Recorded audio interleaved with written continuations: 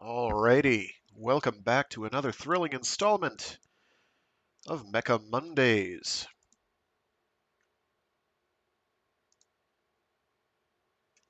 I'm your intrepid narrator, Fragath, and today we're reading the last half of Hard Reboot by Django Wexler.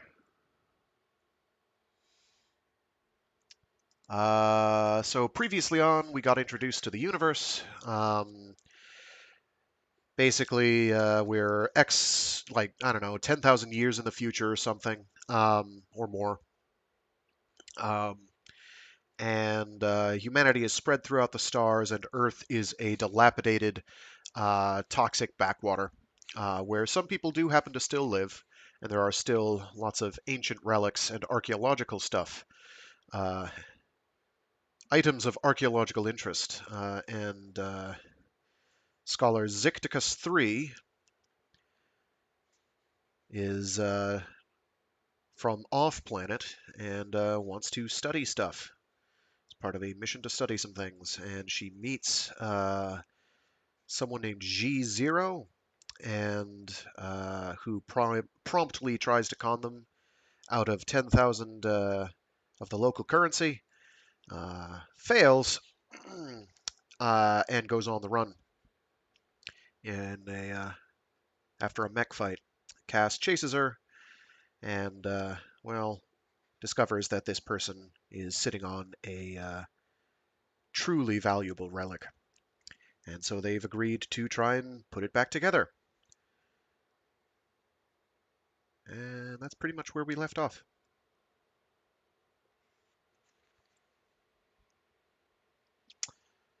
Yep, that's about it. That's about as quick a summary as I can do right now.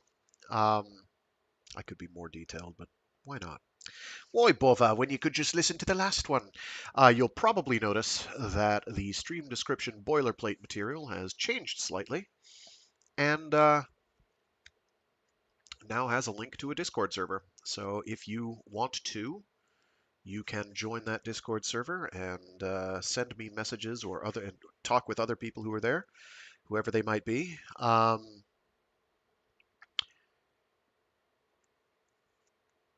So there, you can do that. There's a link there. There's a link in the boilerplate description of a channel as well on YouTube. I have to update it for Twitch. I'll get around to that. I also have to figure out how to have links to more than one thing in events on these in the Discord channel. I might have to just make them as additional events, and I don't really want to do that. Anyway, that'll be it. I will try not to be too aggressive in moderating, um, but I would request that people be civil if they choose to join.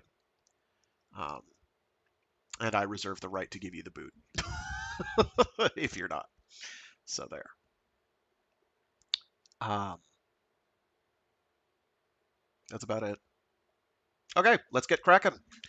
This won't be terribly long. It's not going to be, I don't think, as long as last week's was. So we'll give it a whirl. Okay. I'm a little off my game, and I apologize.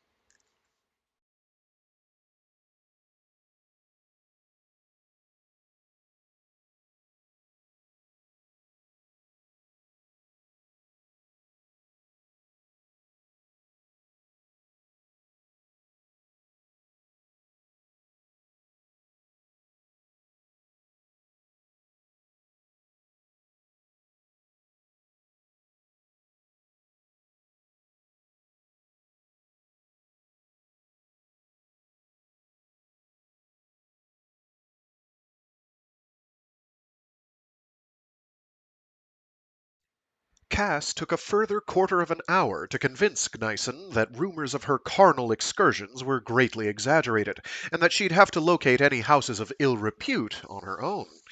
It was a relief to slip out the next morning before any of the others were awake and head down to the hangar. Zhi was already working. Cass realized she had no idea where she lived, or if she just slept curled up in Alpha Zero's gel chair, and from the sound of it, it wasn't going well. As Cass arrived, a small piece of scrap emerged from the warbot's cockpit at high speed, ricocheted off the ceiling, and rained to the floor in fragments, accompanied by a fulsome swearing. "I hope that wasn't an important bit," Cass said.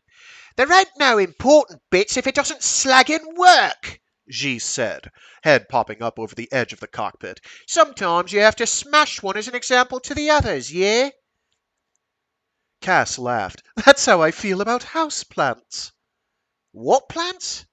"They're like little plants you keep in pots in your room, and then you tell the bots you'll take care of them yourself because it seems like fun, but after a couple of weeks you forget and then they die and you have to get new ones." "Weird. Can you eat them?" "Not usually." She gave a dismissive shrug. "Anyhow, if you're here, bring me another of those ripple shunts, yeah?" "Why not?" Cass climbed the ladder to the gantry, located the object G was pointing to, a small hexagonal thing made of black glass, and brought it over to the cockpit. The formerly featureless space around Alpha Zero's control chair was now occupied by a layer of humming infotech, boxes and boards with whirring fans, connected by colored conduits. To Cass's eye, it had the chunky, primitive look of 8th or Ninth Empire technology, which was presumably why it functioned at all in Earth's vicious datasphere. Two long leads stretched out of the collection of boxes and attached to pads just behind G's ears. Cass raised her eyebrows. "I didn't know you had jacks," she said. "I thought Earth natives couldn't use them." "They're not like yours," Xi said, gesturing to the protective pads covering Cass's own interface. She'd gotten so used to them that she almost forgot they were there. "These are safe and stupid, yeah? Input-output only. No processing for malware to infect. No, nothing for nits to grab onto." "What good is that?" Cass said. "Without processing, how can you image anything?" Xi tapped the side of her head. "Wetware. You get the hang of it, yeah?" "I guess." Cass leaned over to examine the hardware Xi had assembled. "So what's giving you trouble?" The girl sighed. West-slayers. Whatever's native in Alpha Zero's processors got slagged way back, yeah? Don't know the protocols anyway. So we got to build a layer out here, override at a lower level, and run it that way. Not as fast, but it should work. But "But?" slagging things don't want to work together." Xi glared at the recalcitrant machines. "The old code's weird, and it ain't playing nice with the new stuff." "I wish I could see it," Cass said. "I might be able to help." It was painful being this close to a treasure trove like Alpha Zero and not being able to look inside. But connecting to the warbot would mean opening up her own jacks to the malware that lurked in every microscopic wireless router, and unlike G's, Cass's wetware was smoothly integrated with the neural lace that had been implanted when she was only a few weeks old. She wasn't certain what would happen if it crashed and burned, but it wouldn't be good. G was giving her an odd look. "What?"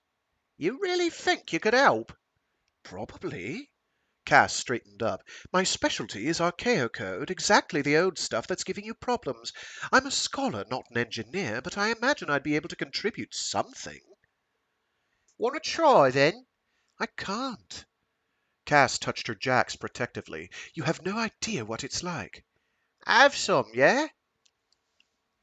G was rummaging around on the floor. You're not the first off-worlder I've worked with. Here." She handed over another pair of leads. Examining the ends closely, Cass saw they were pads of the same shielding gel she had on, but with a tiny conduit threaded through the center.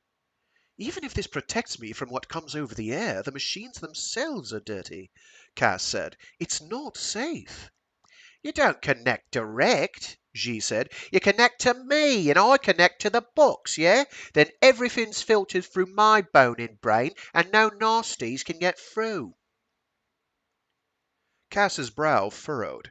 It was certainly unlikely that any malware would be able to transcode through human brain signals, but there was still a risk. She'd be more or less handing control of her sensorium over to Xi. If the girl wanted to spike her nervous system, she probably could. Xi grinned. Not Nison's knowing, condescending smile, but something more genuine. She held out the leads. Trust me, yeah?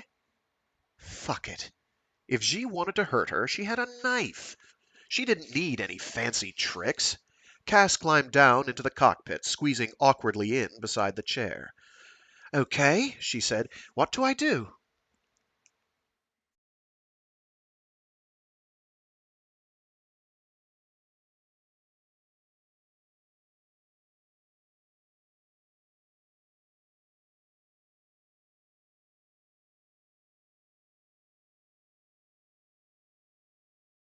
It turned out that there was a slight complication. The leads had to run from the box to Xi's neck, and the secondary set from there to Cass's. Neither pair was very long. There wasn't really room for someone to stand up in the cockpit, not without constantly endangering Xi's equipment. Certain inevitable geometries, therefore, meant that the only reasonable position the two of them could occupy was the control chair, one atop the other. Given their relative sizes, Cass had never thought of herself as large in a world of 2-meter plus first waves, but she outweighed the slight-framed Xi by some margin.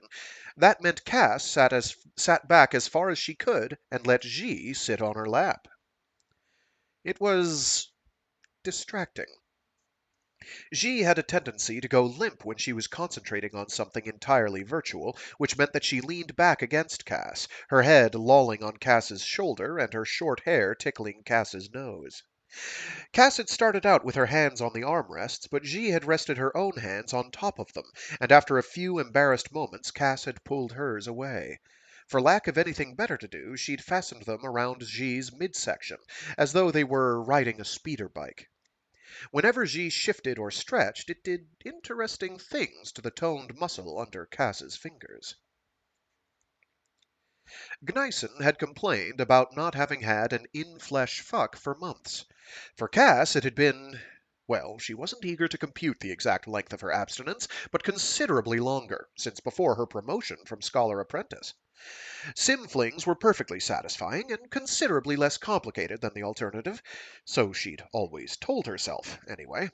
The degree to which Xi's warmth was pressing against her made it hard to concentrate. Argued that perhaps the satisfaction wasn't quite perfect. It was with some difficulty, therefore, that she turned her attention to Alpha Zero's code, and the hacked-together OS layer that Xi was attempting to bolt on top of it. With her neural lace down and her jacks just barely operating, Cass still didn't fully trust the shielding gel, she had none of the usual tools or visualizations she was used to. Instead, she had an image coming over the link from Xi, sketchy and flickering, annotated with the girl's cryptic explanations. It was an operating environment to make the most hardened software tech weep with frustration, and Cass had to keep reminding herself that Xi was maintaining this construct in her actual brain. That was a feat that Cass herself certainly couldn't have managed. She was pleased to find that she could contribute, though. Xi was obviously a self-taught coder, and a relatively good one, able to hack together the chunks of software tied from various scripts Solomon had salvaged. AlphaZero's Third Empire systems, however, were another matter altogether, arcane and indecipherable unless you were familiar with the coding standards and frameworks of the day. Which, as it happened, Cass was. So they quickly learned to operate in an efficient tandem, Xi creating the links on the modem's modern side, Cass showing her where to slide them into AlphaZero's operational layer to replace the Warbot's destroyed OS. It was slow, painstaking work, made all the worse by the knowledge that if they were on a civilized planet, where Cass could use her implants and access a decent reference library, it would have been an order of magnitude faster. For that matter, it was quite possible there was a way to cleanly rebuild AlphaZero's original OS buried in a ROM, but without the ability to link into its deeper layers, there was no way to access it. As it was, by the end of the day they'd made considerable progress, but there was a long way to go before they had something that would function. Xi pulled the leads from her jacks, and Cass's view of the code base winked out. The girl stretched, her bottom shifting on Cass's thighs, and got to her feet. Sweat ran out of her hair and trickled down her face, and her collar was soaked. Between the two of them and all the gear, the cockpit was a sauna, and Cass's own undershirt was sticky against her skin. Well, Zhi said, turning to look at her, not easy, but at least we're getting somewhere, yeah? Seems like it, Cass said. She felt unaccountably out of breath. Zhi grabbed the edge of the cockpit, hoisted herself smoothly up, and held out a hand. Cass took it gratefully, and they stood together for a moment on Alpha Zero's shoulder, luxuriating in the cooler air of the hangar. I should get back, Cass said. I think Firidy's given up on trying to make me behave, but if I stay for too but if but if I stay away for too long, they might send out a search party.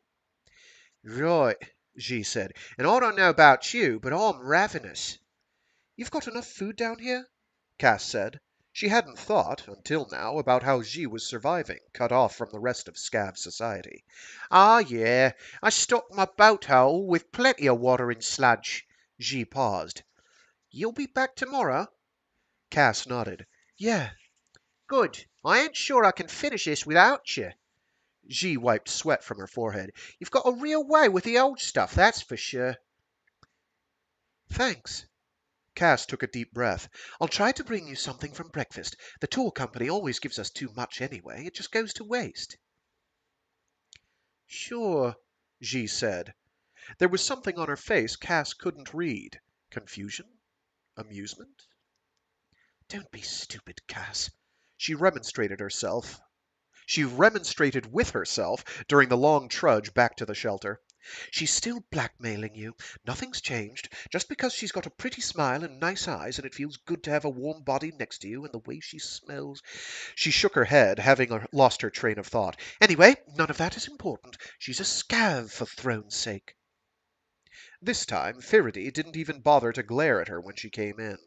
Cass helped herself to dinner and once again fell asleep immediately, although this time her mind supplied dreams rich with such explicit detail that she woke up feeling less than fully rested. She wolfed a plate of breakfast before the others woke up, squirreled away what she could in the pockets of her coverall, and headed back down into the tunnels. Zhi grinned brightly when Cass arrived, and even brighter when she presented her with some slightly mashed pastries. The girl wolfed them down, then practically bounded up onto the gantry, eager to get started. Cass followed, only a little less enthusiastically. Because I'm eager to be done with this, she told herself, though even she had to admit that was starting to sound a little thin.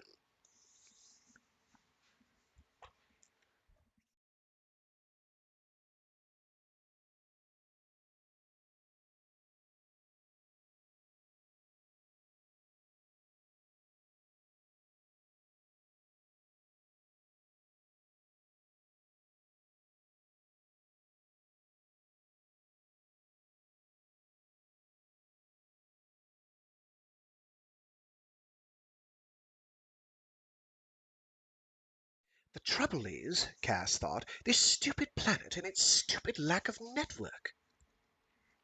The trouble was that it made it very hard to know where you stood. The trouble was that Cass didn't know how to flirt when all she had to work with was, well, her actual self. It was the 6th day since she'd landed on Earth. She'd spent 4 of those days jammed into Alpha Zero's cockpit with Zhi, and she'd long since run out of the ability to lie to herself about how she felt about that.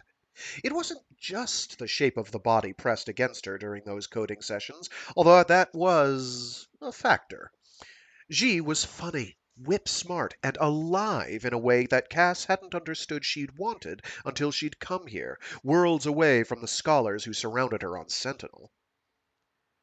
But having admitted all this to herself, she faced the obstacle that she didn't know what, if anything, Zhi wanted, or whether she was at all interested, what her preferred gender/phenotype was, or anything. Back home, all that would be accessible, if not outright stated in someone's ephemera, then signaled according to various well-understood conventions. You could get algos to parse it for you if you were having trouble. She smiles at me more than she used to, and this whole stuck in the cockpit thing was her idea. And there were moments when their hands touched and Zhi didn't pull away. All of which could mean anything or nothing. Fucking throne, how did cavemen ever manage to mate? And of course, she was running out of time. Today would be their last chance to work on Alpha Zero. Tomorrow was the all-comers fight, where pilots working for the House would take on anyone who wanted to try their luck. Zhi had already entered herself, anonymously, in the first slot to fight Custis. If Alpha Zero was working, which is a pretty fucking big if, she was confident that it would tear Custis's Dreadcarl to pieces, and Cass was inclined to agree with her. The Third Empire technology that drove the ancient warbot was like nothing she'd ever seen. If only I could get that back to the Scholarium without fucking Nyson taking credit for it. There were a few more pieces Solomon had promised to find for them.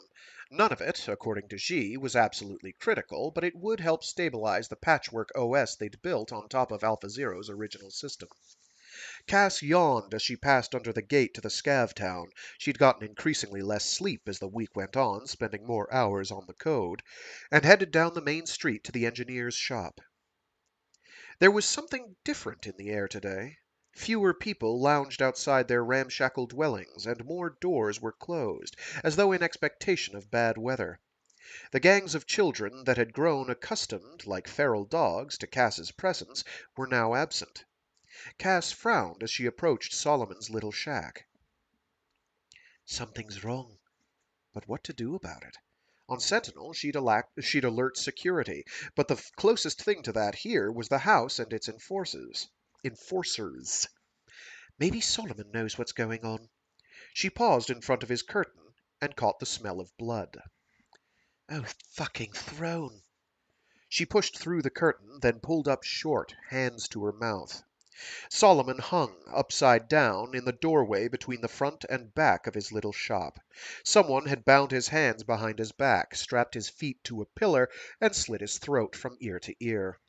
A tide of blood had washed out, painting his face a deep crimson and matting his hair into spikes, before draining into a huge pool on the monocrete floor. His spectacles, only slightly askew, were spattered with dried brown droplets. So much. For a while, that was Cass's only thought. He's so small. How could he have so much blood? She'd never seen a corpse before. Death on Sentinel happened behind closed doors, often by request, something to be handled tastefully by bots and professionals. Solomon's eyes were open, and blood had pooled around them, as though his tears had turned crimson. Something moved beside his slightly parted lips, and Cass realized there were flies all over him. Scavengers, beginning the process of turning what had once been a human being into a rotting mess of everything she'd had for breakfast fought to be the first out of her mouth. Cass stumbled through the front curtain into the street and fell to her knees, spewing vomit. She was sobbing and retching simultaneously, her whole body racked by painful spasms. They were in his eyes! She let a long string of bile drool past her lips and fought for breath. I have to tell Xi. Part of it was rational. A detached segment of Cass's mind admitted that most of it was not. This was Xi's world, her people. She would know what to do. Cass forced herself to her feet, ignoring the curious stares that followed her from windows and doorways. Her mouth tasted vile, and her breath came in hiccuping gasps, but she staggered on, back out through the gate and down toward Alpha Zero's hangar. She will know what to do.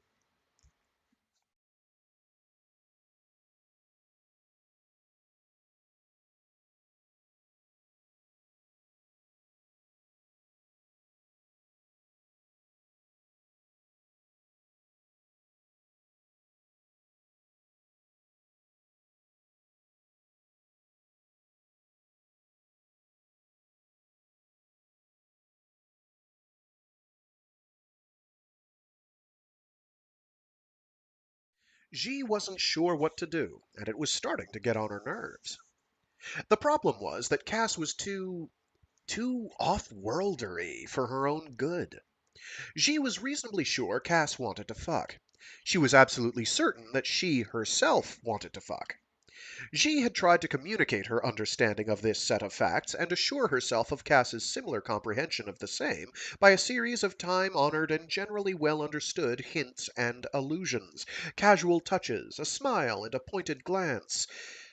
Normal things, in other words.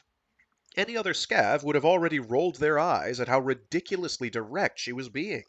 And sometimes Cass seemed to go along happily, but there would always come a point where she would need to make a move to signal her own interest, and somehow it wouldn't happen. Which left G feeling like maybe everything was on her side, and she was getting everything wrong, and obviously an off-worlder wouldn't want to fool around with a scav. What was she thinking? And so they'd spent the week excruciatingly not fucking, and G wasn't sure how much more of it she could take. And she's leaving tomorrow, ain't she? One way or the other, this is it. Big fight. Get this done. If the plan worked, she'd be able to take Alpha Zero and Solomon and get away from the drone, leaving the house and its minions behind. There were plenty of other arenas on Earth, and if she did well enough, there might even be a ticket off-world someday. Wouldn't Cass be surprised if I dropped in on her on Sentinel? This morning, Cass was retrieving the last of their gear from Solomon. After that, there'd be a bit more work on Alpha Zero to do, some final tests. No chance for a full work-up here, though. Just have to cope with any bugs up in the arena. Footsteps in the tunnel. Xi had taken to leaving the hangar doors open so she could hear Cass coming. Not like anyone else know I'm down here yet. Not like anyone else know I'm down here, yeah? She hopped down off the gantry, then paused, listening. Too fast. Cass was running, and behind her, softer. Slag me. The house had found them. She had, at most, 15 seconds. Xi threw herself down behind a stack of old barrels beside the open hangar door. It wasn't much, but it would shield her from immediate view. She drew her knife and struggled to control her breathing. Xi! Cass ran into the hangar, looking around with two wide eyes. Flecks of vomit crusted her cheeks and the front of her coverall. Xi, where are you? Fucking throne, Xi, say something! Xi's heart slammed in her chest. She wanted to run to Cass, but forced herself into stillness, watching through the gap in the barrels. The off-worlder turned in a circle, searching, and then froze, facing the hangar door. 4 more figures came in, 2 in the lead and 2 behind, each with a pistol drawn and leveled in a professional two-handed grip. There were 2 men and 2 women, all wearing dark coveralls with dull red armor across the chest, shoulders, and thighs. Who are you? Cass shouted at them, though from her expression Xi thought she knew. Where's the girl? One of the house thugs, an older woman, crossed to Cass and shoved her pistol in her face, while another covered her. Where's Xi? I don't know, Cass said. You fucking killed Solomon, didn't you? The bottom dropped out of Xi's stomach, and there was a ringing in her ears. She almost didn't hear the thug's response. We did, and you led us right to the prize.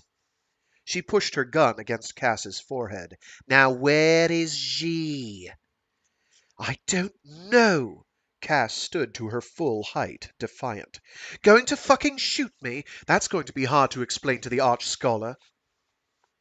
People go missing down here, the thug snarled back. Not our fault if you go wandering where you shouldn't. Last chance. Last chance, Xi thought. And the odds weren't going to get any better. She ducked around the barrels, knife in hand. The first thug never saw her coming. Xi slammed her knife into the small of his back, angling it up to catch his lungs, and ripped it free as he crumpled. The second thug started to turn at the man's strangled gasp, but Xi was already charging her, keeping low. Her free hand came up, pushing the thug's gun high, even as she brought the knife in. Even as she brought the knife. Nope, I can't read. Her free hand came up, pushing the thug's gun high, even as she brought her knife in a sideways stab into the woman's armpit. The blade sank in, finding a gap between ribs, and the thug stumbled to one side, reflexively pulling the trigger. The pistol shot was thunderous, echoing off the monocrete walls. It distracted the third thug for a moment, but not quite long enough for Zhi to cover the distance between them. A second shot rang out, and she felt a tug on her left arm, but no pain, not yet. The point of her knife ripped across the back of the thug's gun hand, and he yelled and recoiled. Zhi twisted inside his reach and jammed her blade upward, through the soft underside of his jaw and into his throat. He fell, sputtering blood, and Zhi looked around for the fourth. Stop right there, The older woman said.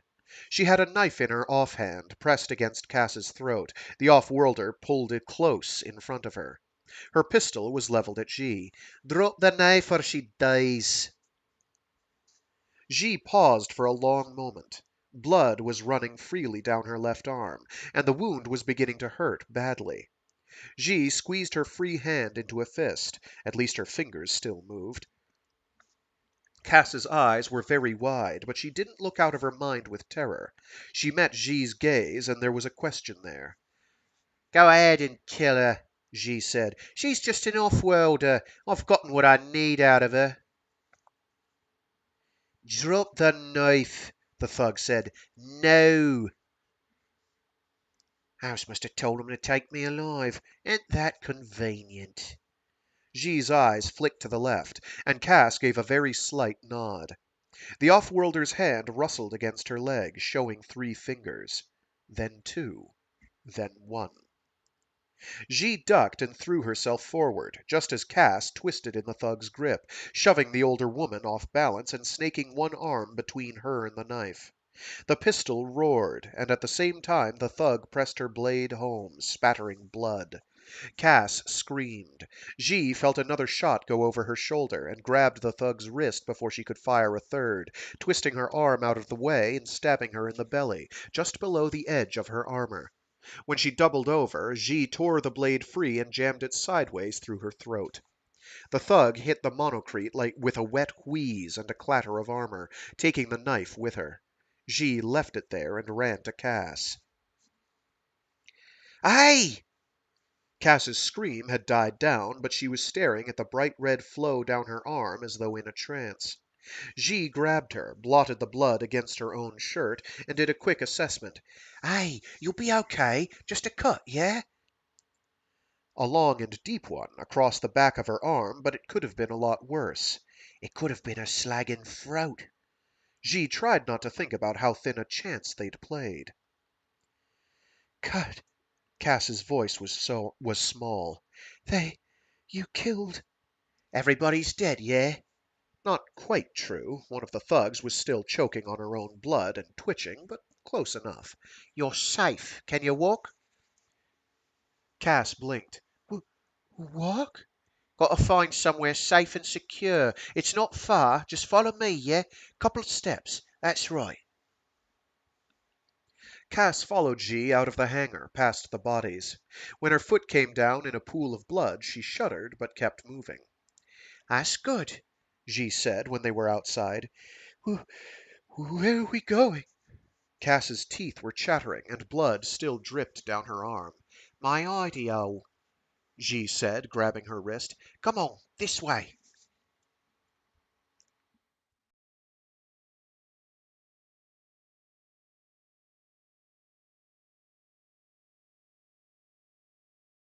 No worries, a cookie. Thanks for tuning in. Even if it's only for a moment. It's why they're uploaded. Or saved. Kas had killed people in Sims. Who hadn't? Sometimes that was the whole point. There was a popular scenario called Murder Town in which you were turned loose in a city block with a dozen other players and challenged to rack up the highest body count you could before time ran out. Other times, killing was ancillary to some kind of adventure, whether you were spying in the decadent courts of the Fifth Empire or fighting across prehistoric Earth with sword and machine gun. Either way, she'd seen too many murders to count, and committed enough that she figured she had a certain familiarity with the concept. Except that was wrong. Horribly wrong. And this was real life, and everything was different. People didn't thrash around in the Sims after you'd stabbed them, bloody foam on their lips. They didn't grope aimlessly in pools of their own blood. And when they cut you, it didn't hurt. She'd been certain she was going to die. The blade had been pressed against her throat, and the pressure of the metal made her horribly aware of just how fragile her body was. Skin and muscle and bone, blood and piss and bile, and hardly anywhere you could shove a knife in that wouldn't end up killing you one way or the other. Her heart hammered so hard she thought it might simply burst, and save the captor the trouble. And then Zhi had... and she'd... Now they were stumbling together down yet another corridor. Blood dripped from Cass's elbow, pattering behind them. Zhi's sleeve, she noted, was sodden as well. "Is that my blood? Or... You're hurt," Cass said. "Ain't bad," Zhi hissed. "Got lucky, yeah? Nearly there." She pointed ahead with her good arm. "Next turn, then look for an hole in the wall." They rounded the corner, each half leaning on the other. At the base of one wall was a crack in the monocrete, big enough to fit through on hands and knees. Wearily, Zhi propped Cass against the wall, then got down and pushed herself through. Cass followed, gritting her teeth every time she put any weight on her wounded arm. If the tunnel had been long, she might not have made it, but after a meter or so, Zhi took her hand and helped her back to her feet. Glow paint on the ceiling flickered fitfully to life, revealing a space about 10 meters by 10. A single doorway was sealed over with more monocrete, leaving the crack the only way in or out. Zhi's bed, a messy tangle of threadbare sheets, occupied one corner, and another was taken up with stacks of crates that Cass now recognized as algae sludge, a scav staple. Barrels of water stood beside them. Otherwise, the only furniture in the room was a low table against the opposite wall, with a small box sitting on it. "Sit," Zhi said, piloting Cass to one of the cushions scattered across the rough monocrete floor. "Give me a second, yeah?" She rummaged amidst the crates of food and other supplies as Cass gingerly sat down. Zhi returned with a selection of rags and a battered metal box, from which she extracted a tube and a roll of bandages that looked relatively clean. Cass expected to be a little more squeamish. Cuts and bruises on Sentinel were handled by autodocs, painlessly and efficiently, but it felt like all capacity for fear had been drained out of her by the shock of the fight. She watched with near clinical detachment as Zhi blotted up the blood from the long cut on her forearm, sprayed blue foam from the tube over the wound, and then wrapped the whole thing in bandages. The foam must have had a numbing agent, because the pain started to fade quickly. "Can you check my arm?" Zhi said. "Doesn't feel deep." Cass nodded. Zhi tried to pull her sleeve away from the wound, then shrugged out of her overshirt entirely and tossed the bloody thing away in a wad. Cass wiped carefully at the blood and found a long, ragged tear in Zhi's skin, but no puncture. "That's all right, then," Zhi said with visible relief. "Just spray it a little and wrap it up." Cass did as she was told, feeling like a bot. Zhi flexed her arm, satisfied, then caught Cass's hand. "You're freezing, yeah?" Cass found herself nodding, teeth clenched. "Tell you what, get out of that nasty shirt and I'll get you a blanket. I can turn my back if you need, yeah?" Modesty was another thing that the draining adrenaline had taken with it. Cass pulled off the top of her vomit-spattered coverall, and Zhi settled a slightly stale-smelling but wonderfully thick blanket around her shoulders. Cass pulled it tight around herself, protectively, and sat staring at nothing while Zhi did something in the corner. "Here," the girl said sometime later. "Drink." Presented with a tin cup of hot liquid, Cass drank. The stuff was slightly bitter, but not unpleasantly so, with a faint tinge of mint. It cut through the taste of bile that still coated her tongue, and she let the first mouthful dribble onto the monocrete beside her, then drank more. Something about it seemed to spark her mind back to life, like a processor finishing its boot cycle. Cass sat up straighter, inhaling the aroma of the stuff, and gave a little sigh. Zhi, sipping from her own cup, sat across from her. What is this stuff? Kas said. Zhi looked puzzled. Tea, yeah? This isn't tea, Kas said. They drank plenty of tea on Sentinel. it tastes nothing like tea. Dunno, it comes out of a box labelled tea. Zhi shrugged, and Kas gave a weak chuckle. There was a long pause. You all right? Zhi said quietly. I think so, Kas said. I'm not used to this sort of thing. I ain't exactly used to it either, Zhi said. But you've done it before. Cass gripped her cup tightly. Killed people. Yeah, Zhi said quietly. Sometimes. I'm. Cass shook her head and forced her fingers to relax. Thank you. You saved my life, I think. Ain't sure who saved who, really. Zhi scratched the back of her neck. Let's say it was a big and nasty mess and call it even, yeah? Even, Cass agreed, remembering the way her hand shook when she gave Zhi the countdown. Okay. What happens now? Did they really kill Solomon? Zhi said. Cass had, shamefully, almost forgotten about that. She gave a quick nod. Zhi's face went tight. Did he... Was it bad? Cass wondered if she should lie. Instead, she gave another small nod. Slagging bastards, Zhi muttered. He was just... Fuck! He didn't deserve any of this. Much less... I'm sorry, Cass said. I only knew him a little bit, but he seemed like a good person. If he hadn't helped me, he'd still be alive, Zhi said. He wanted you to make this work, Cass said. I know that much. Yeah. Zhi blew out a breath. Okay, I don't think those bastards sent a runner back after they found me, which means there ain't going to be anybody coming after them yet. I'll give it a while, then check the hangar.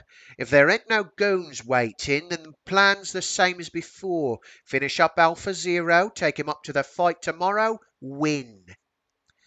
If the house is after you, Cass said, if they're willing to do all this, then won't they kill you tomorrow once they realize who you are?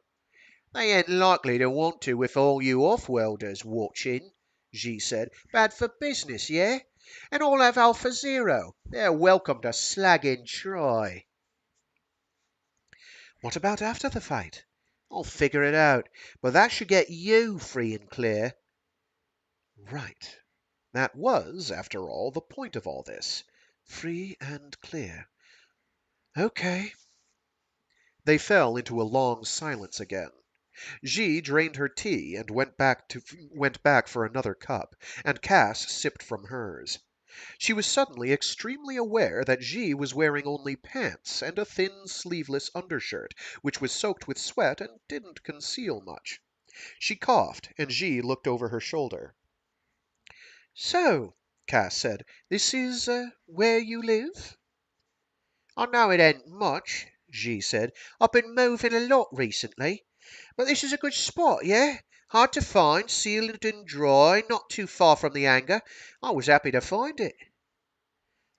I can imagine. Cass nodded toward the little table. What's that? Ain't nothing, really. Zhi ran her fingers through sweat-slicked hair. Sentimental. I should know better, yeah? Can I see? If you want. Cass shrugged out of the blanket, feeling much warmer.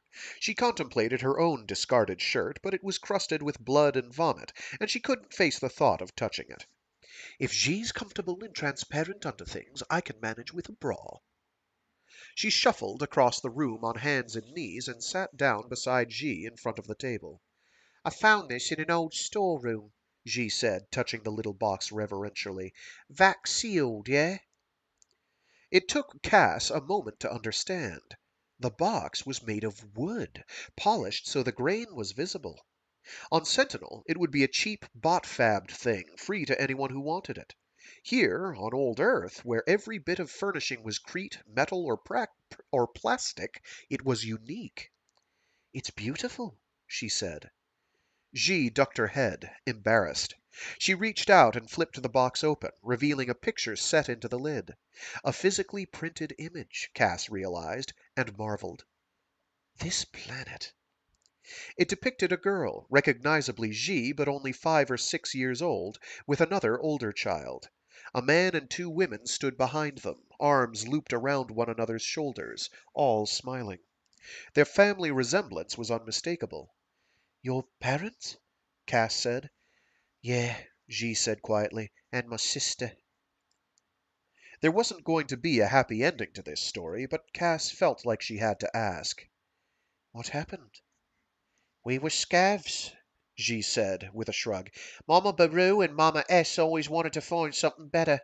Join one of the tour companies, maybe. They take Earth natives sometimes. Or something. They kept trying. Papa Toa thought they were crazy, but he loved 'em anyway. When Nia and I were old enough, we started helping out. Mama S went first. Some kind of lung infection. Papa Toa was never the same after that.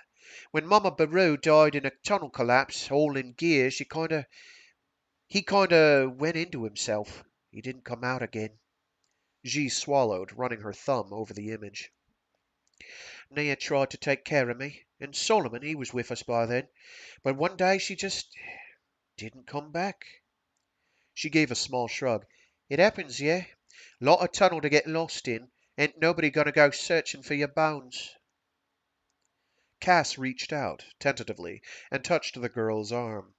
G leaned toward her with a sigh until her head rested on Cass's shoulder. I'm sorry, Cass whispered. It's okay, G said. She flipped the box closed. It's been a long time, yeah? That's why I gotta get out of here. Otherwise, I get it. Another long pause. G didn't move, her head a gentle weight, and Cass felt the warmth of her skin against her own. Her heart was racing. Can I ask you something? She said eventually. Course, G said. Do you... Cass swallowed and let the rest of the sentence out in a rush. Do you want to kiss me? Another silence. Then a faint gasping sound. Cass risked looking down and found G with one hand over her mouth, laughing. What? Cass said, feeling her face flush. Nothing, G managed between gasps. If you don't want to, Cass said in as haughty a tone as she could manage, a simple no would suffice. You don't need to. G held up a hand, and Cass paused as she giggled again, then got herself under control. I just wondered, G said, if everything on your planet is that formal. It isn't normally, Cass said, her flush deepening. If we were on Sentinel, I could read your ephemera, and then you could flag. Seeing G's incomprehension, she shook her head. It's just different, all right. And I didn't know how anything works here, and I didn't want to do something without your permission. I get it, G said, shaking her head. I get it. Sorry, just the way you came out with it. She started giggling again, then calmed herself under Cass's furious glare. Well, Cass said. She felt like steam must be rising from her face. Scholar Zicticus free, she said. I would very much like to kiss you, and for you to kiss me, and other things. Is that sufficiently clear, yeah? I think I've got the idea. Fuck. I'd like to fuck. Okay. Cass felt herself grinning. Specifically, G went on, grinning herself, I'd like to take you. All right, Cass said, laughing, and cut off the rest of that detail by covering G's mouth with her own. G turned, wrapping her arms around her and pressing her thin, wiry body against Cass. It was a long moment before they broke apart again, panting for breath. For a long moment they just stared. And in step 6, G said, I plan to stick my... Dissolving in giggles, Cass kissed her again. Then, over G's mock protests, she pulled her across the room toward the bed. It could be bread if it's moldy, or if it's made of yeast. You could make it rise. A big bread bed, a bed bread. Oh, God. It's a bed, anyway. Afterward, lying together in a naked, sweaty tangle, Cass shifted around until they were face to face. I have an idea, she said. Yeah? Zhi blew a drop of sweat from the tip of her nose. I may need a minute. Cass rolled her eyes. For the fight? What you can do afterward? She explained. Zhi listened attentively and then squeezed Cass's good arm. Ain't you going to get in trouble with your bosses? She said. Cass's chest clenched at the thought, but she forced herself to smile. Only if you lose.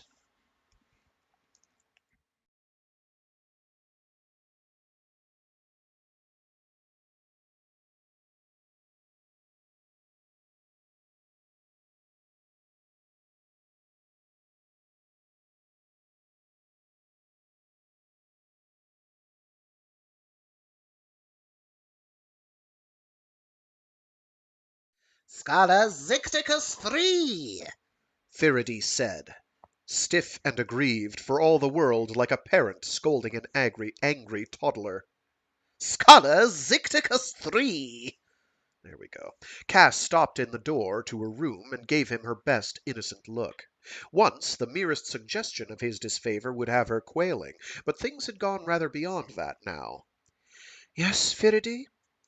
You didn't return to the shelter last night, The older scholar said, stalking across the common room.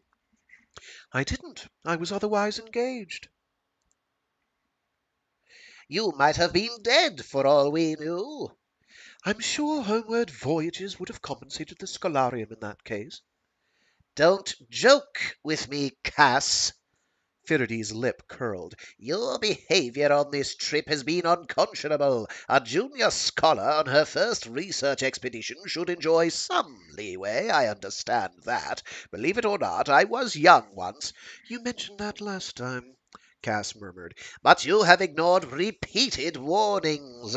The arch scholar will hear of this, have no doubt. I wish him joy of the news, Cass said. Is that all? Is that all? Do you understand the magnitude of the trouble you are in? Exquisitely. But I intend to catch the fights at the drone today before we head home and the arch scholar gets a chance to exsanguinate me. So if you're quite done, I'd need to change. You The elder scholar's face had gone blotchy, and Cass wondered if she'd overdone it. She didn't want him keeling over on her, but he took a few deep breaths and apparently mastered himself. Very well, I wash my hands of the matter. Make sure to be at the train for our scheduled departure, because we certainly will not be waiting on you. Faraday turned and stalked away. Cass closed the door to her room and put a hand over her mouth to muffle her laughter. I should have done that years ago. Having already wagered everything was a surprisingly good feeling. Like being free. Uh-oh. I should have mentioned that this book promotes gambling, apparently. Oh no. She showered off the sweat of the previous night, rubbing at her gritty eyes. It had taken until the small hours of the morning before Xi had pronounced Alpha Zero finished, or at least as good as it was going to get, working around the absence of Solomon's last shipment. By that point, it had been too late to return to the shelter and get any rest, so they'd gone back to Xi's hidey hole, but between one thing and another, they hadn't actually gotten much sleep there either. Xi had a gritty black substance that she claimed was coffee, which tasted nothing like coffee, but certainly contained some kind of stimulant. Cass had the stretched out, rubbed raw feeling she associated with ignoring her health algo's advice. Dressing in her scholar's robe, she went back out and grabbed another cup of coffee, the real stuff this time, and waved cheerfully at Gnyson, who was eating breakfast. The young scholar raised a curious eyebrow, but waved genially as Cass stuffed fruit and pastry in her mouth and hurried out, heading for the drome. The same suite of rooms where they'd had the party the day they arrived had been prepared for the festivities, though this early on only servants and a few bots were around, setting up tables and cleaning. The clouds were broken and patchy for once, and a weak sun snuck through. A door in the war glass led out and down to a balcony directly overlooking the arena floor, for patrons who were willing to risk getting hit by flying metal for a closer look at the action. Cass loitered until she spotted a bot with house markings, one of the little fist-sized spheres she'd argued with the first day. She beckoned, and it buzzed down to hover beside her. Greetings, patron, it said. How can I assist? Can I place a wager with you? Cass said. Between the coffee and the tension, her pulse was racing. Certainly, the bot said. We have 6 contests planned for today. Which are you interested in? Pilot Custis Zero is fighting a challenger, correct? Correct, the bot burbled. Odds are as follows. I'm not bothered about the odds, Cass said. I'm authorized to access the Sentinel Scholarium's credit line, am I not? A slight pause while the thing ran a check. Of course, patron. The house appreciates the Scholarium's business. How much credit is available, out of curiosity? The house has extended credit of 3,000,000 sesterci to the Sentinel Scholarium, the bot said, sounding smug. Spending since the last settlement has been 11,003. Most of that had been Cass's. Thank the throne for the lack of network. Here on Earth, there were no algos watching for unusual spikes, and no easy way to call up data. Faraday would have to physically speak to a house bot before he noticed anything. Cass smiled. Good enough, she said, putting on her best haughty air. Put the rest on Custis's challenger, but leave me a couple of hundred for drinks. She expected the bot to protest, at least a little, but of course it had been happy to take her very questionable assent to Xi's bet as ironclad. The house's bots were programmed to be eager to take wagers.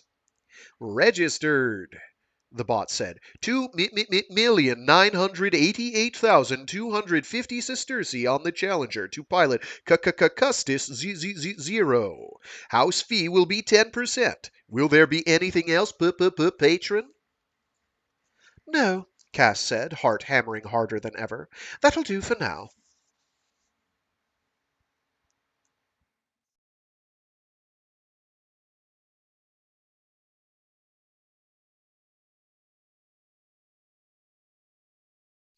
Okay, Xi's heart was pounding. Here goes nothing, yeah? She sat in the gel-padded chair in Alpha Zero's cockpit, which was not nearly as comfortable without Cass's generously padded body underneath her.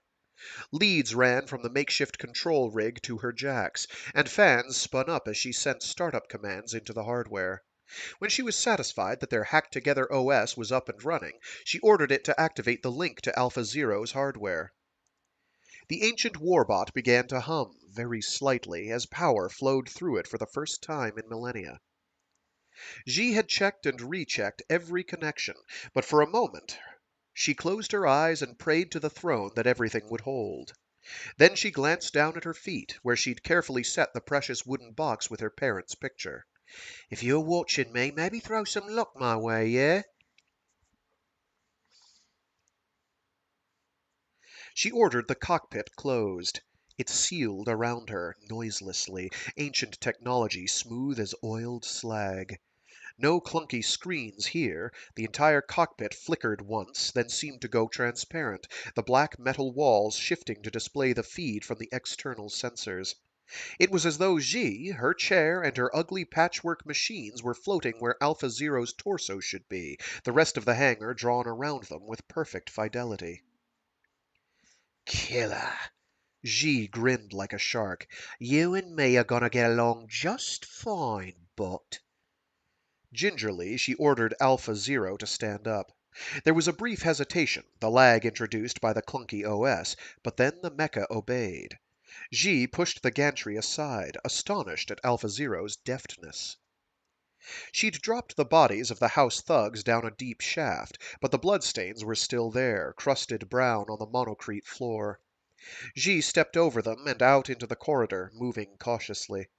Alpha Zero was more agile than any bot she'd ever piloted, whisper quiet except when his feet crunched on the monocrete, slick black form as flexible as an acrobat's. As a test, she got him up to a jog, and almost laughed with delight at the smooth response. Oh, killer! Costis isn't gonna know what's slagging at him. The elevator hummed underneath the warbot, carrying G and Alpha Zero toward the surface. She touched her parents' box with the tip of her toe and waited, trying to calm her breathing. Are you anxious too, Bot? It's been so long since you've seen the sun. Must be exciting, yeah? For her part, G was worried about Cass. The off-worlder had seemed certain her bosses wouldn't do anything but yell at her. Not yet, but G wasn't so sure. If I lost a bunch of the house's money, they'd do a lot more than yell. As evidenced by the corpses she'd had to haul down the corridor, blood slick under her fingers. She swallowed as the elevator slowed, then stopped. The tunnel led to the arena floor, where two other mecha were already squaring off. She and Custis were the second fight. This was the dangerous part, and she hadn't mentioned it to Cass. She'd registered anonymously, but now she had to put in a personal appearance with the house official in charge. She didn't think they'd try anything, not here with everyone watching. Not if they've already got wages on the fight. And if Cass had succeeded with her plan, they would have a slagging big one already. Don't want to risk that, yeah? She sent up another small prayer, this time that the house's greed would outweigh their need for vengeance. Settling Alpha Zero in the tunnel, G opened the cockpit and reluctantly pulled off the leads. She climbed down, warily, and slipped out of the shadows onto the arena floor. The current fight, two smallish bots grappling like a couple of teenagers trying to figure out how to fuck, was well underway at the far side of the drome. Up against the wall on this side, a small cluster of owners and pilots stood beside a house flak and a pair of red-armored guards. Xi recognized Custis and squared her shoulders. The flak, an older man with heavy jowls and a bald head, turned toward her and gaped. The guards tensed, and Xi heard a murmur run through the other pilots. She forced a smile and gave them a jaunty wave. "Can I help you?" the flak said. Pilot Z0. G0. I just realized what I did there. I'm so sorry. They both start with a Z. Pilot G0, Xi said. I'm registered anonymously for the next fight. She proffered a chip with her anonymous key on it. The flak took it gingerly, fitted it into a tablet, and frowned. "Your entry is valid," he said. He glanced at the guards, who relaxed fractionally. "Is your mecha ready?" Absolutely. "Then you will begin as soon as the first fight is finished and the field is clear." He gave her an absolutely humorless smile. "The house wishes you good fortune." The house is the one that's gonna need good fortune, yeah? If nothing untoward had happened to Cass, she'd already placed an enormous bet on G, probably at favorable odds. No doubt that once the bot had reported in, the house managers had instructed their agents to try to lay the bet off, encouraging people to take the other side and put their money on Custis. But they were short on time. With any luck, when I win, it'll slag and break 'em. And good riddance. She grinned at the flak and turned away, ready to hurry back to Alpha Zero, but a large figure blocked her path. Custis. The other pilot looked down at her, arms crossed. G's hand dropped to the handle of her knife, sheathed at the small of her back. You need something? She said. "I knew it was you," he said. "They didn't think you'd have the juice for it, but I knew." Slagging great for you. Take a job as an oracle. "They wanted me to give you one last chance. Surrender and join the house stable. Final offer." Tell 'em to slag off. Custis's face split in a wide smile. "I told 'em you'd say that too. I'm glad you did. You've pushed 'em too far this time." He leaned closer, and G's fingers tightened on her knife. "This time I'm not gonna pull the last punch. I'm gonna fucking kill you, G." His voice dropped. "Just like I killed your little friend." G tried to swallow, but her throat had gone solid. Her fingers twitched. If I got him now, they'll just shoot me, and it'll all be for nothing. Breathe, G. Breathe. Eventually, she trusted herself long enough to speak. You'll have to catch me first. I managed that last time. Custis clapped her on the shoulder, and it took everything Zhi had not to break his arm. But I'm sure whatever piece of junk you've slapped together now will be up to the challenge, yeah?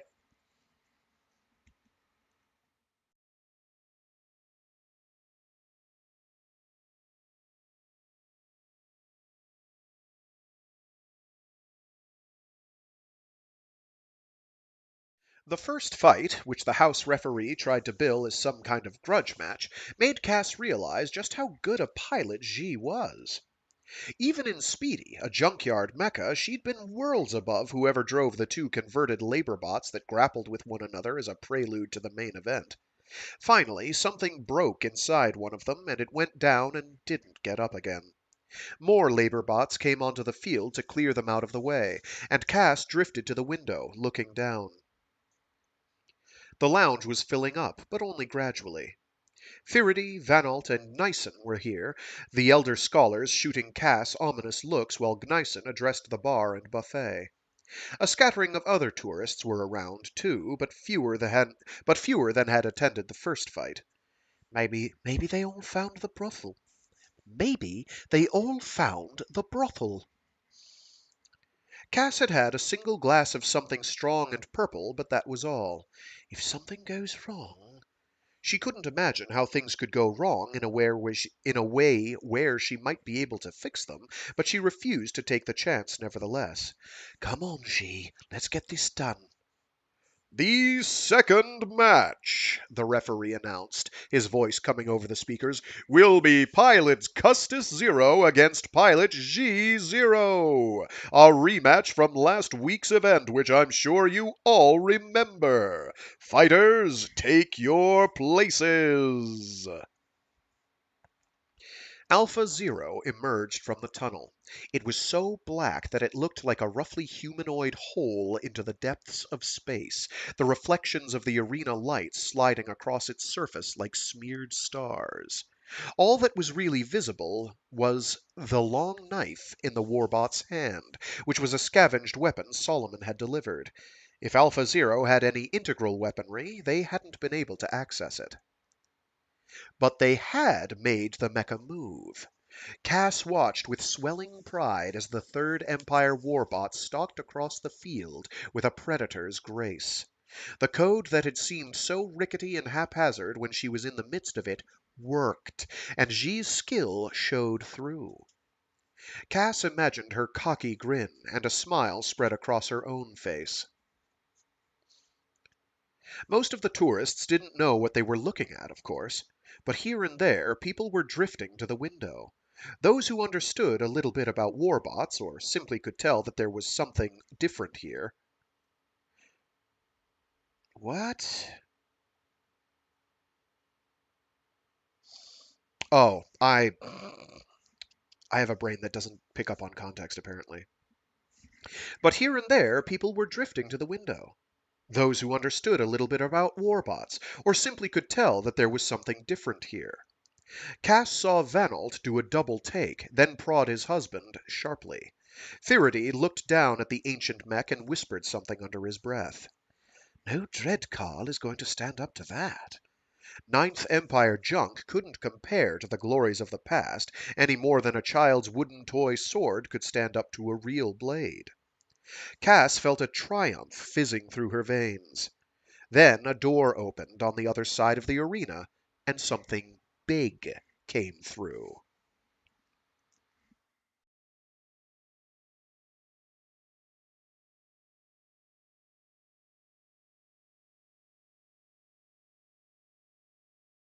As soon as she was back in Alpha Zero's cockpit, Zhi started feeling better. The ancient mech responded to her will with only the slightest hesitation. She wondered what Custis was thinking in the cockpit of his dread Carl, watching Alpha Zero's slick, almost invisible entrance. The door to the opposing tunnel opened, and a warbot was outlined against the light. But the silhouette was wrong, not even humanoid, and Zhi's brow creased in puzzlement. She watched as the ungainly thing stepped forward, clear of the tunnel, and then unfolded. Slag me. The answer to the puzzle, it turned out, was straightforward.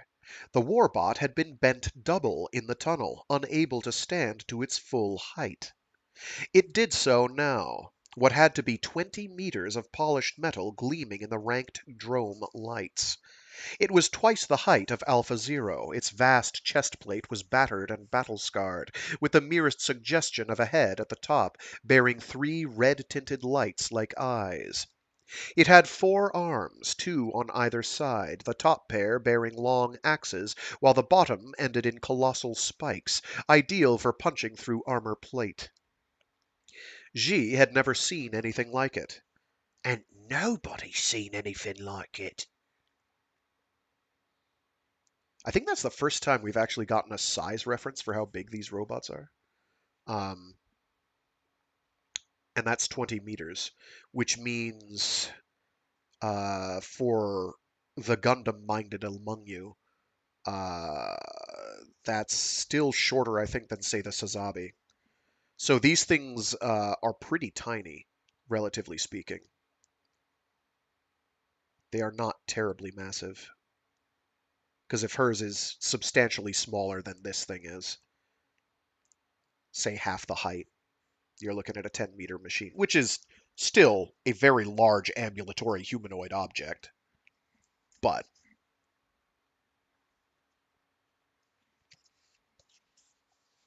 Getter Robo it ain't, is what I'm saying. Or Gunbuster for that matter. There's actually a lot of really obnoxiously large giant robots. We're not going to get into the list. That's a fucking dreadnought. Kas ran to the window and pressed herself against it, leaving her drink behind. Then, as the other party guests began to cluster around, she swore and pushed her way to the door out to the balcony, leaving them behind. There weren't supposed to be any dreadnoughts left. The treaty that had ended the Ninth Empire had specifically required that they be disassembled, along with the other war machines Emperor Octavard's twisted imagination had dreamed up. Where in the fucking throne did they get that thing? The colossal warbot had none of Alpha Zero's grace or sophistication. It was the product of a later era, like the Dread Carl, but unlike the Dread Carl, it wasn't some frontline, mass-produced warbot. The dreadnoughts had been the Emperor's honor guard, and they'd left a trail of carnage across a dozen worlds. In terms of raw power, they'd never been matched. Throne defend us. Kas swallowed hard, gripping the railing at the edge of the balcony. Throne defend Zhi. These fights weren't supposed to be to the death, but if that thing hit her...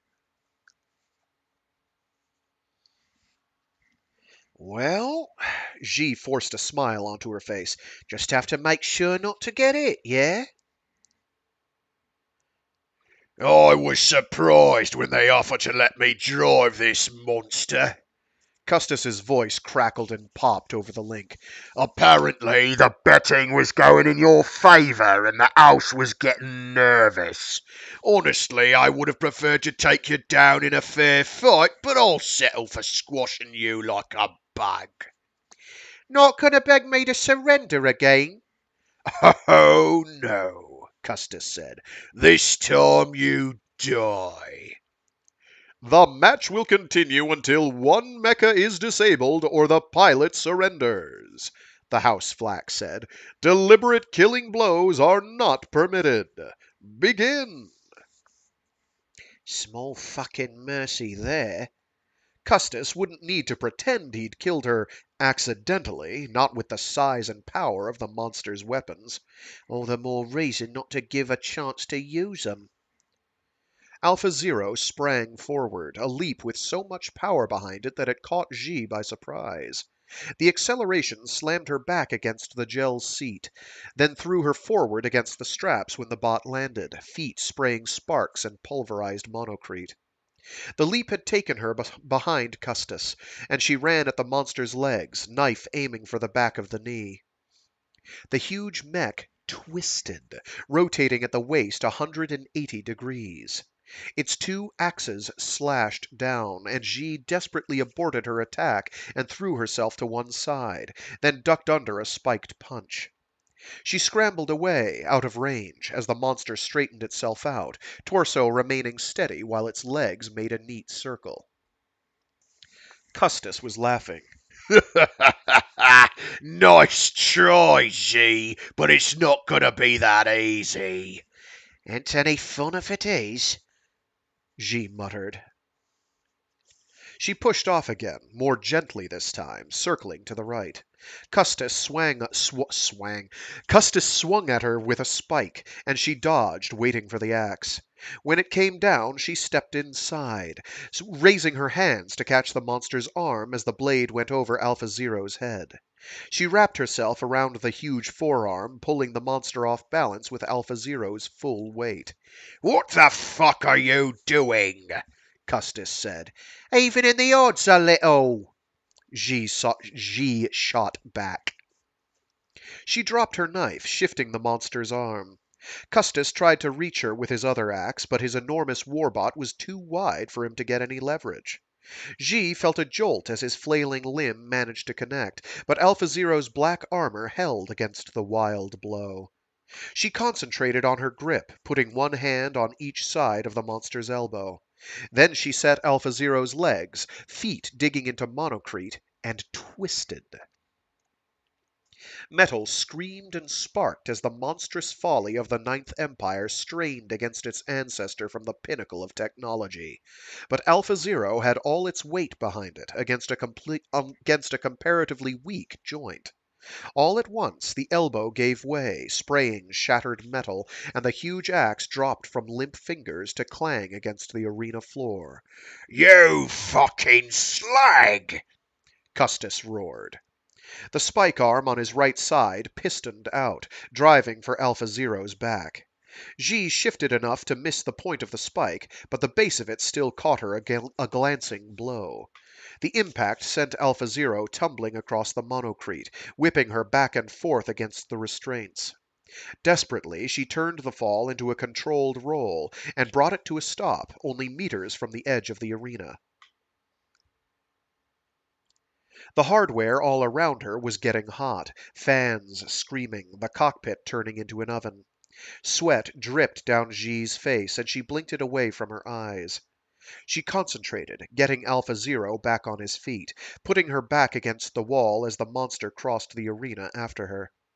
She summoned a damage report, and found to her surprise that the bot still reported all green.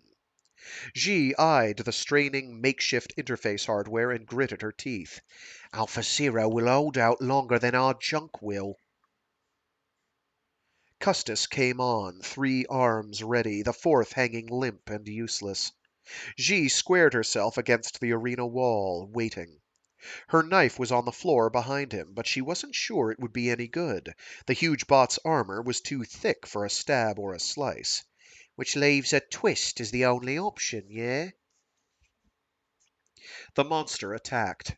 Custis swung his remaining axe overhead, but Zhi only had to duck a little, and the huge blade rebounded off the monocrete wall of the drome.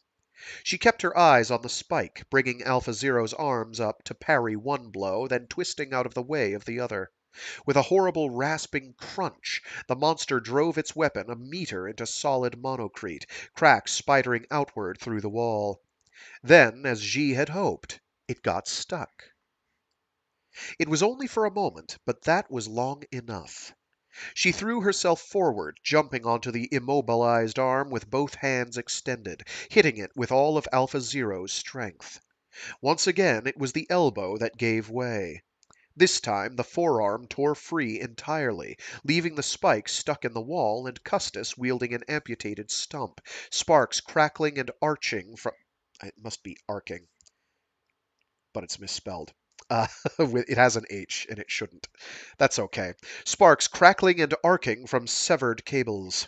Zhi spun away. Only 2 arms left, you giant fucking slag, she said. Come and get me, yeah? Custis roared and spun to face her. Zhi bent, ready to dodge. Then there was the nail on glass shriek of machinery seizing up, and a burst of sparks cascaded through the cockpit. All at once, everything went black.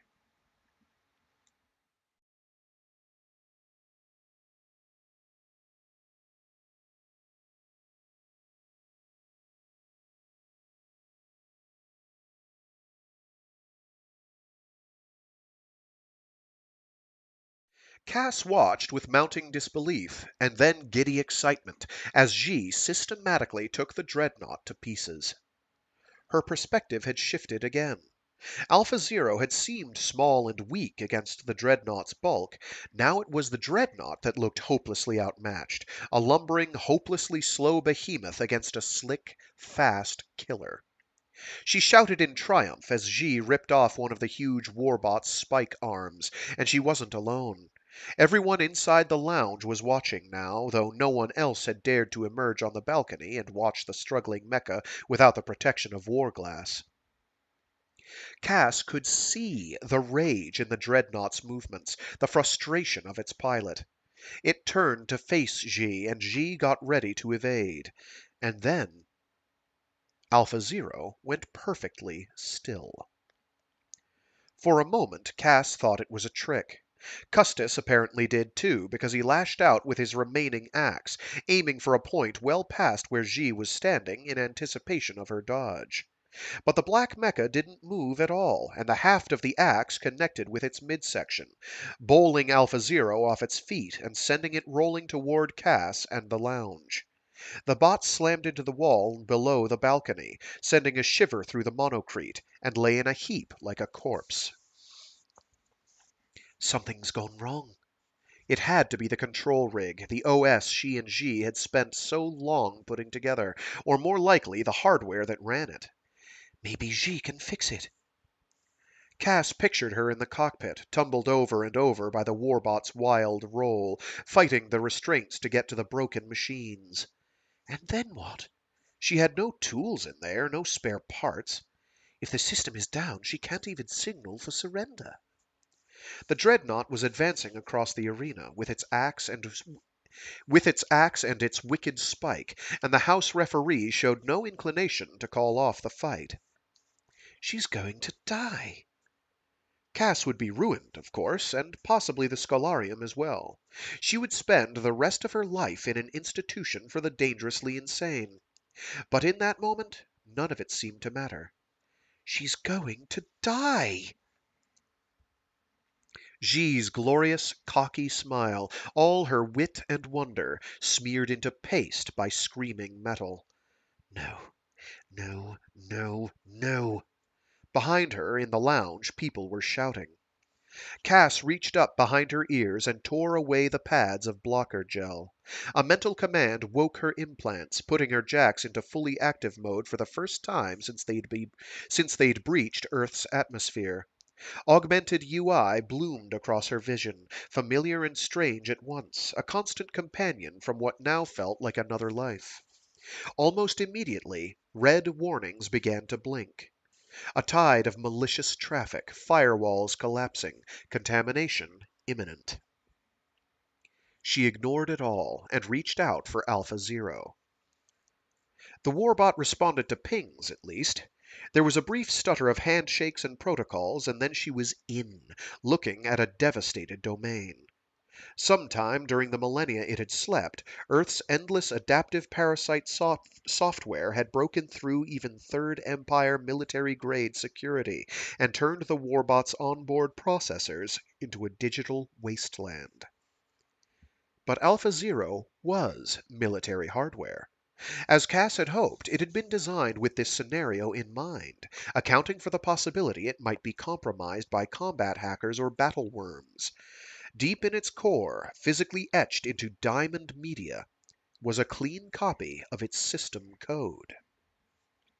She had to push through the corrupted mess to get there, malware lashing out as she went, counter-hacking and coating her with a slime of advertising and nonsense.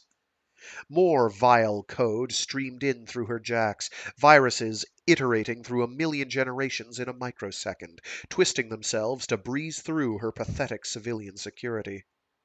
The red warnings blinked out as her implants were hijacked by the invaders, dozens of overlapping virtual views opening at once in a confusion of tumbling windows. Earth's deadly, corrupted datasphere thrashed inside her brain, desperate to sell her things, teach her things, radicalize her and placidize her and turn her into a zombie mining cryptocurrency. Somehow, in the center of the storm, Kas held on. She broke through the last of Alpha Zero's defenders, the twisted things in the warbot's memory that seemed to know what she intended. Finally, she reached the failsafe, live archaeocode so familiar from all her research, sent over a simple command. Dump everything. Reload. Restart.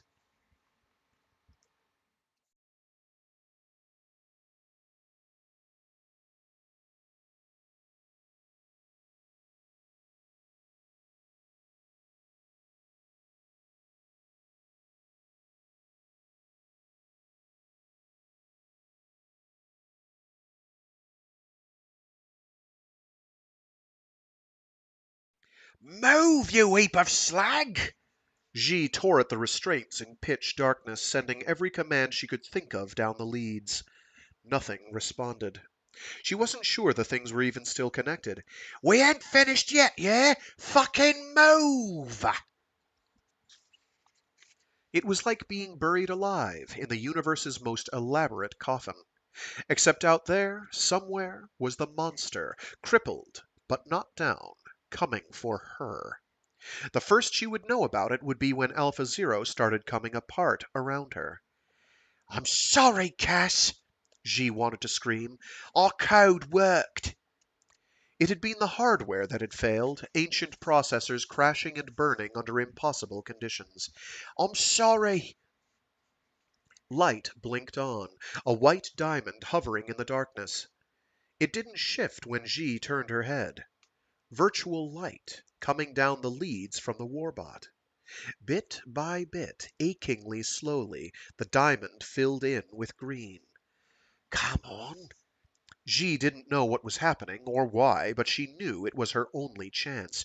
Come on, you can do it. I'm sorry I called you slag.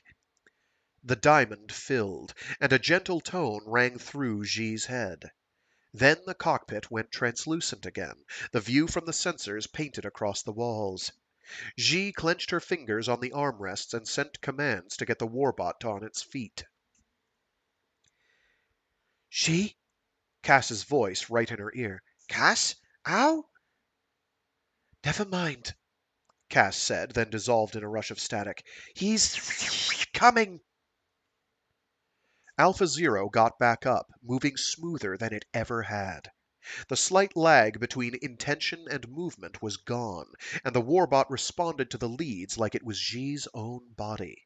She turned and saw Custis approaching. Flickering patterns danced across the monster, combat algos highlighting perceived threats and outlining options. We thought we could build a control system for this thing. They hadn't even scratched the surface. Like we strapped a stick to a processor and used it as a hammer. Now Xi understood. Alpha Zero spoke to her, and she understood. Sorry about this, Custis, she muttered, but I ain't got time to play with you anymore, yeah? The monster took another step forward. Xi reached down to the back of Alpha Zero's thigh, and a compartment slid smoothly open, launching a knife into her hand. It hummed with power, a subtle vibration Xi could feel in the cockpit through the soles of her feet. She pushed herself away from the wall of the arena and squared up, just as Custis reached her and swung a roundhouse blow with his axe. Xi ducked under the blade, brought her new weapon up.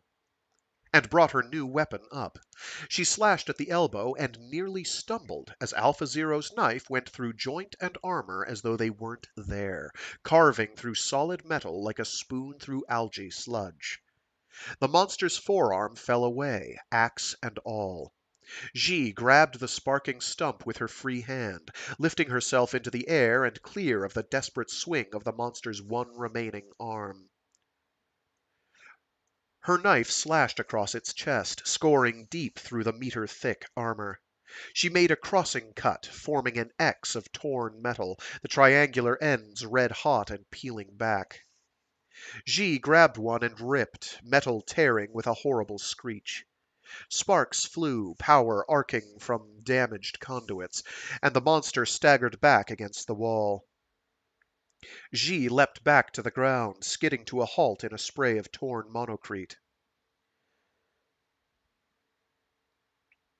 For a long moment there was stillness.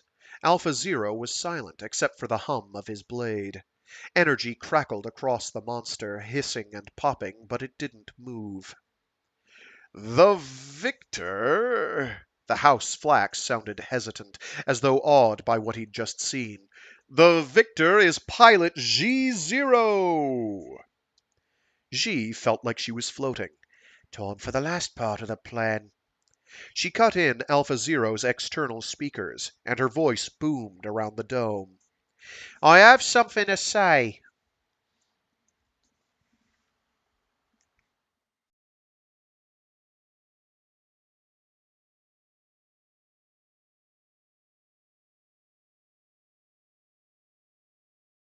The edges of Cass's vision were a blur of shifting windows and virtualities, messages and warnings. Through a narrowing tunnel, she watched Alpha Zero get back up and tear the dreadnought down with 3 effortless strokes. She did it. Cass staggered against the balcony rail as her limbs started to spasm. We did it. She tried to shut down her jacks to stem the flood of malware, but she'd already lost control of the system. 1,000 vicious parasites had turned her mind against her. She felt her heart pound, then stop, then thrash again, as berserk health coaches warred with routines designed to get her feeling excited about long-dead presidential candidates. Smells burst through her sinuses, one after another, baking bread and rotting garbage and her mother's cooking. I have something to say. G's voice, echoing and enormous. This warbot, Alpha Zero, is a Third Empire relic. I would like him to be studied as he deserves. A murmur ran through the assembled off-worlders, gathered at the window behind Cass. She got a glimpse of Firaday and his husband fighting through the press to get to the balcony, Nyson scurrying in their wake. Therefore, G went on, exactly as they'd rehearsed, I would like to donate Alpha Zero to the Sentinel Scholarium on the condition that Scholar Zicticus Free be given custody and sole authority over him. Behind G, the dreadnought pushed itself away from the wall. G! Cass shouted her warning through the ether, a scream that turned into a twisted electronic shriek. G! Look out!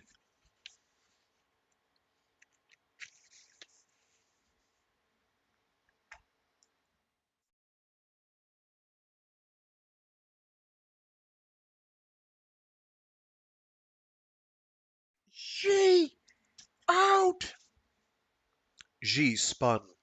The monster was already moving, leading with its spike like a lance, putting all its momentum behind the blow. Energy crackled and arced across it, and the torn armor of its chest had gone from glowing red to white as something inside overheated. Kill you, Custis's voice. You little slag! I'm gonna kill you no matter how many tricks you think you've got!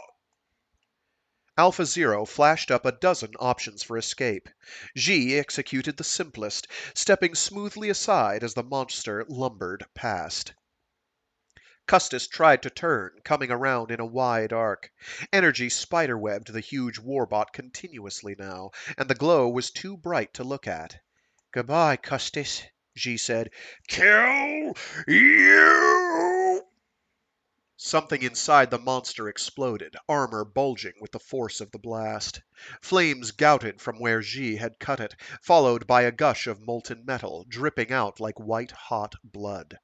Very slowly, the thing fell to its knees, then measured its enormous bulk across the arena floor, rocking with further detonations. Metal sludge flowed out of it, cooling against the monocrete with a hiss.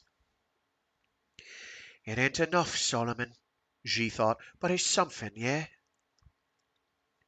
She turned back to Cass. At her command, Alpha Zero zoomed its view, and Zhi saw the scholar struggling to stand, her companions trying to restrain her spasming limbs. Her face was ashen, and bloody foam flecked her mouth.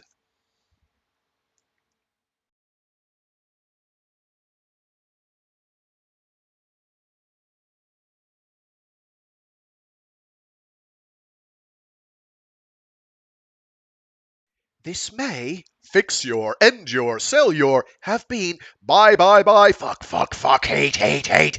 a mistake. But Cass knew it hadn't been. Not really. She's alive. She clung to that thought even as her mind unraveled. The balcony shook. Through the remaining tunnel of her vision she saw huge black hands grip the edge, crushing the railing. Faraday and the other scholars let her back, backing away in fear. Let her fall, backing away in fear. There was the hiss of a cockpit opening, and then Zhi's face, her desperate voice, as distant as the surface of the moon. The storm of malware reached a crescendo. Hate him, hate her, sex, spend. Enlarge your penis, guaranteed. No thanks, Cass thought. Her heart gave a particularly violent shudder in her chest, and she was gone.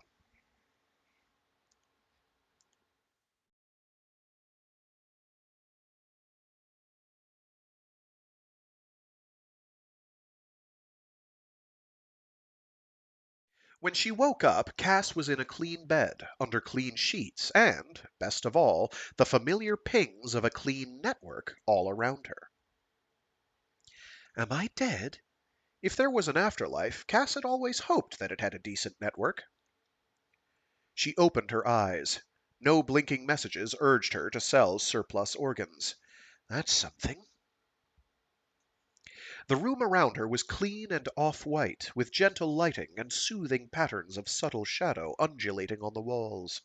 Cass found these a little distressing, and the mere thought made them vanish. The light darkened fractionally, as she preferred it, and a window irised open on the far wall, showing a forested mountainside, trees bending and rustling in a stiff breeze. In other words, the room responded properly, as any room would anywhere in civilization. She was no longer on Earth, with its horrible, invasive datasphere. She was safe. She. A door slid open, and Zhi appeared, holding a blinking tablet.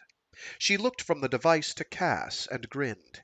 It said you were awake, Zhi said. I still ain't sure how any of this works. How do you feel? She. Cass sat up and found the effort had her panting. Zhi hurried to her side and put a hand on her shoulder.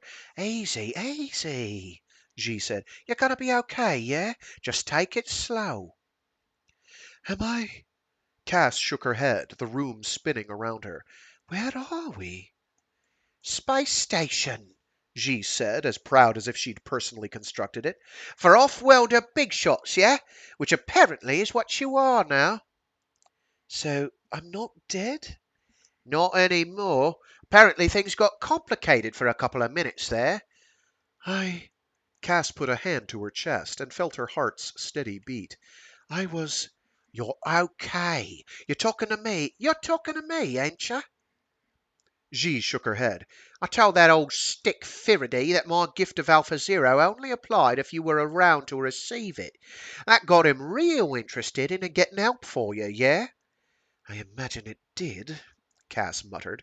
She could only imagine how much an unscheduled lift to an orbital medical station would cost. Well, thanks to me, the Scholarium can afford it. We won, didn't we? I won the fight, Zhi put her hand over Cass's. but that was thanks to you, yeah? Otherwise Custis would have chopped me into bits. And then after I thought. She paused, and Cass could see a glitter of tears in her eyes. Anyway, Doc said they fixed your brain, recast your neural lace manifold or some nonsense like that. All fixed up. Cass imagined it had been more complicated than that. Purging malware from implants was a notoriously difficult affair, which was why such pains had to be taken to keep it out in the first place. Rebuilding a system as trashed as hers had been. Oh, sorry. Rebuilding a system as trashed as hers had been couldn't have been easy. But, again, the Scholarium can afford it. So, what happens now? Cass said.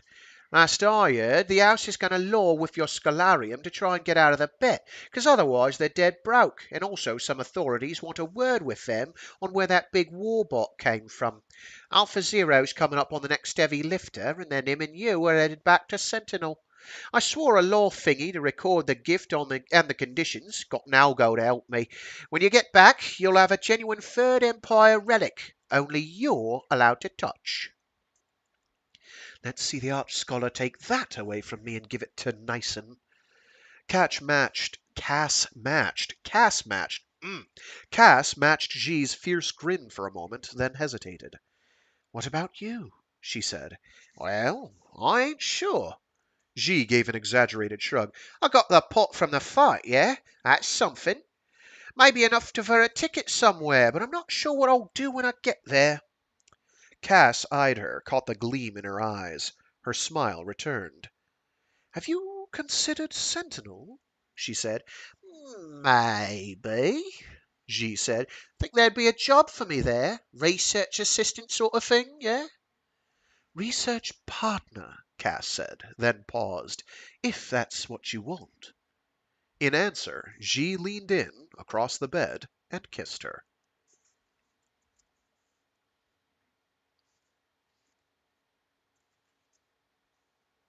And that was Hard Reboot by Django Wexler.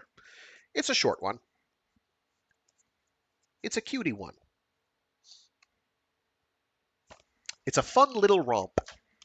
I like the way the universe is designed in such a way that you could keep making books set within that setting pretty much indefinitely, forever, ad nauseum, ad infinitum. Don't like doing it at the same time period that Kas and Zhi are around, or don't want to do a story surrounding them. Well, you've got politics of that current era. You don't want to do it in that era, you can do it at one of the previous empires, that sort of thing. Pretty good skeleton of world building done there. Good fun romp. Alrighty, so next Monday we'll probably do the first collection of the Full Metal Panic light novels. We'll probably get through half of the first one or so. They're also not very long. They're not substantially longer than this one was, to be honest. Each one, and each volume of the four holds three. I can't remember who the publishing house is that did the edition that I have. I'll show an image of the cover. Um, the author is Shoji Gato, I think his name is. Anyway, that'll be a fun rom-commy romp. If you have seen the first season or two of the anime series of Full Metal Panic, this will be mostly familiar territory for you. There will be a few things that are different, but the show hews pretty close to the source material by and large. There's a couple extra scenes in the light novel series. This all changes by the time we get to around the fourth volume, the last three or so light novels, because they haven't animated those in any way. So that will be new to many of you, or anyone who doesn't know what happens. I can't remember how far the manga is. That has more deviations to the plot. They are canonical deviations for reasons. They make sense in context once you understand what's going on, which that gets revealed at the end of towards the end. It makes sense why they were done the way they were. It's not quite as obnoxious as Love turns out to be. Thankfully, it's somewhat more nuanced, or a little less. Anyway, my head is completely packed. My sinuses are completely packed, which is why this was kind of rough. It throws off my rhythm pretty badly. This Wednesday, we'll be reading through more of Absolution by Jeff Vandermeer, and this Friday, we'll be doing the final installment of The Dark Forest. We'll learn what the title means. So that'll be good. What is that title all about, huh? We haven't seen a dark forest yet, have we? Well, there was that woodsy area that Luoji was in. That must be it. And some dude killed himself near there, so that's why it's a dark forest. Right? Well, maybe. Um, yeah. After we're finished with the dark forest, we'll move on to The Lazarus Effect by Bill Ransom and Frank Herbert. I think I've got covers for those. If I don't, I'll have to find them. Um, After that's done, we'll do Death's End. But that's months away yet. Anyway, after we're done with Absolution, I have no idea. We're several weeks out from that, from having to decide that one. I don't know what I'll do. Maybe do Old Man's War. Might do Street Lethal because somebody wanted that done. We'll do any number of other things I can do. So I now have in the stream description and on the channel description a link to a Discord server. I'm going to play it fast and loose. If I have to come up with harder and stricter rules and guidelines, I will, but hopefully people won't need to. It looks like a couple of people are already in it. Yes, they are. Um, I will not promise that I will respond immediately to any messages sent there, but I will endeavor to do so. I hope I didn't set general to private. That would be mortifying.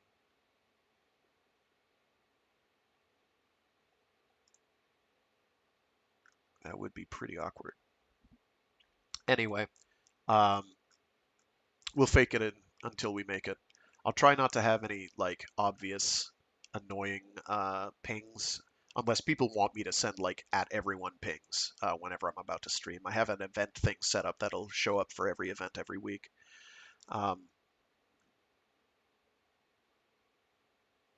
We'll figure it out. Anyway, Discord is a chat program in the vein of a more complicated TeamSpeak.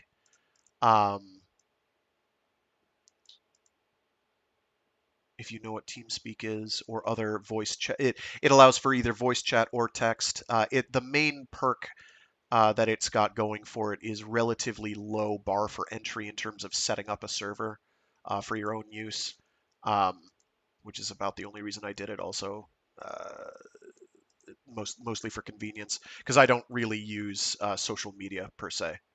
Um, if you want to just communicate through comments and text during live streams, please do not hesitate. I will not think less of you. That's easier to wrangle, to be honest. Um,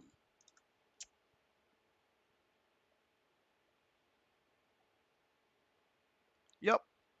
So anyway, hope people have a good one. You can use it through either a web browser or through an application. Uh, do whatever you want to do. It will probably make you make an account. Um, do they allow you to access it through the web now? Still, you used to be able to do it straight through the web, but you can just do it as an application as well if that's more convenient. Um, I don't know if the web browser function is still available, or the web access version is still available. I think it is. Um, it will probably try to get you to download the program though. Um, but yeah, if you don't want to sign up for it, don't stress too much. I'm not going to force anyone. I'm not going to be like, oh, if you want to ever communicate with me, do it this way. Um, I had broached it as an option. Um, some people, more than one person, said yes, that would work for me, and I was like, oh, okay, it wouldn't be too hard for me to get that set up. So it's kind of minimal effort on my part. If people don't use it, fantastic. If they do use it, fantastic. We'll figure it out from there. Anyway, I'm gonna dip. Thanks to everyone who tuned in. Stay safe, stay sane, and be decent to each other, I guess. Alrighty. Talk to you all later. Toodaloo. That's the wrong button, Frank. Oh no.